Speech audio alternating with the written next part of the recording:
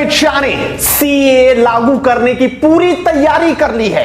खुद उन्होंने स्टेटमेंट दे दिया है और बंगाल में घुसपैठियों को भगाने की शुरुआत भी वो जल्दी करने वाले हैं। इसके बाद अब मुस्लिम क्या कह रहे हैं, उनके से स्टेटमेंट के बाद उनकी क्या प्रतिक्रिया आई है और कैसे अमित शाह ने अपनी तैयारी मुकम्मल की है, इस खबर में हम आपको बताएंगे। नमस्कार, स्वागत है आपका एडवांस इंडिया पर। मैं हूं नवीन चौहान।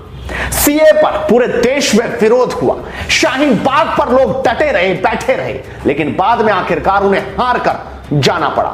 लेकिन दिक्कतें तो तब आई जब दिल्ली चल गई, हिंसा हो गई और सीए के नाम पर जो कुछ हुआ वहां हमने अपनी आंखों से देखा था, आपने देखा, पूरे देश ने देखा, पूरी दुनिया ने देखा। लेकिन अब अमित शाह ने तैयारी कर ली है कि जल्द ही सीए लागू किया जाएगा।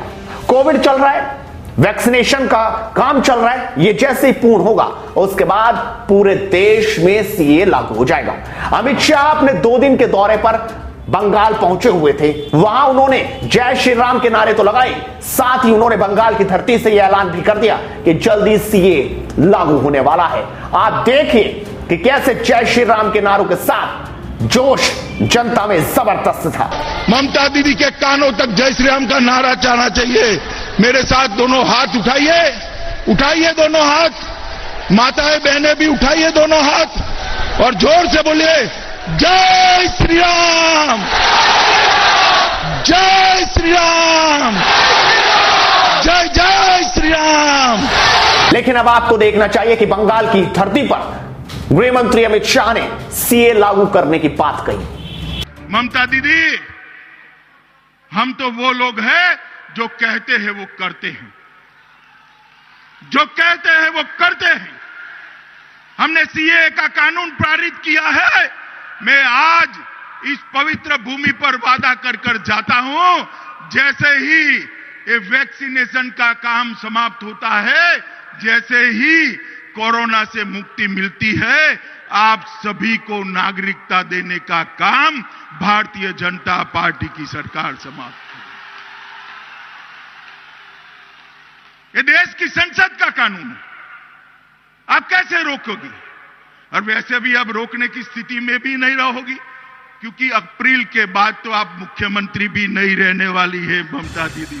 तो तस्वीरें आपको याद होंगी जब राहुल गांधी असम में सीए का विरोध करते नजर आए थे। वो कह रहे थे कि सीए लागू नहीं होने देंगे। यानी आप समझ सकते हैं कि किस तरह की राजनीति शुरू हो रही है। हालांकि अमित शाह के ऐलान के बाद अब मुस्लिम क्या कह रहे हैं, वो इस पर क्या सोच रहे हैं और उन्होंने क्या कहा, जरा देखिए।